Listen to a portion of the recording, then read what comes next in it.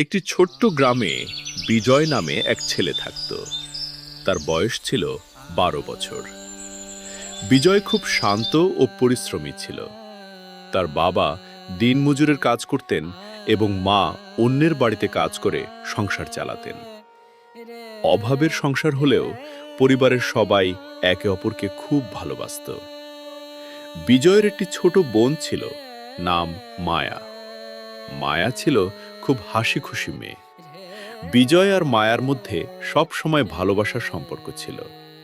ভাই বোন দুজনেই একে অপরের জন্য সবকিছু করতে প্রস্তুত থাকত। একদিন সকালে মায়া ঘুম থেকে উঠে মাকে বলল, মা, আজ তো রাখি বন্ধন, আমি দাদার হাতে রাখি পরাবো। মা একটু চুপ করে রইলেন। তারপর মায়ার মাথায় হাত রেখে বললেন, হ্যাঁ মা, অবশ্যই পরাবি, কিন্তু ঘরে তো মিষ্টি কেনার মতো টাকাও নেই। মায়ার মুখটা একটু মলিন হয়ে গেল। সে বলল, মা, মিষ্টি না থাকলেও হবে, আমি শুধু দাদার হাতে রাখি পরাবো। বিজয় দূর থেকে সব কথা শুনছিল। সে বোনের মুখের দিকে তাকিয়ে হাসল। সে বলল, মায়া, তুই মন খারাপ করিস না, আজ আমরা খুব আনন্দ করব। কিন্তু বিজয়ের নিজের মনেও একটা কষ্ট ছিল।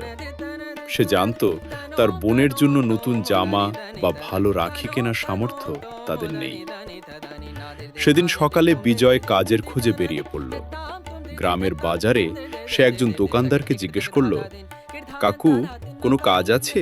দোকানদার বললেন, আছে বাবা, দোকানের কিছু জিনিস গুছিয়ে দিলে তোমাকে সামান্য টাকা দিতে পারি।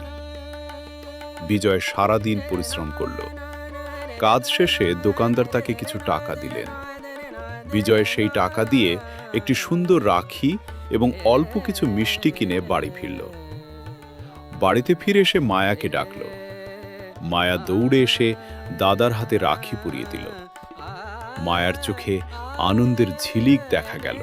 সে বলল, দাদা, আমার কাছে এটাই পৃথিবীর সবচেয়ে সুন্দর রাখি। বিজয় হেসে বলল, আর তুই আমার সবচেয়ে প্রিয় বোন। তারপর মায়া দাদাকে মিষ্টি খাওয়ালো। মা বাবাও তাদের দেখে হাসলেন। ঘরে দামি উপহার ছিল না, বড় কোনো আয়োজনও ছিল না, কিন্তু সেদিন সেই ছোট্ট ঘরটা ভাই বোনের ভালোবাসায় ভরে উঠেছিল। মায়া দাদার হাতে হাত রেখে বলল, দাদা, তুমি সবসময় আমার পাশে থাকবে তো?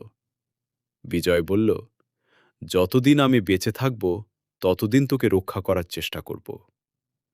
মা দুজনকে কাছে টেনে নিয়ে বললেন, রাখির আসল অর্থ দামি উপহার নয়, ভাই বোনের ভালোবাসা আর একে অপরের পাশে থাকার প্রতিশ্রুতি সবচেয়ে বড়। সেদিন গরিব পরিবারের ছোট্ট ঘরে হয়তো অনেক খাবার ছিল না, কিন্তু ছিল পৃথিবীর সবচেয়ে বড় সম্পদ, ভালোবাসা।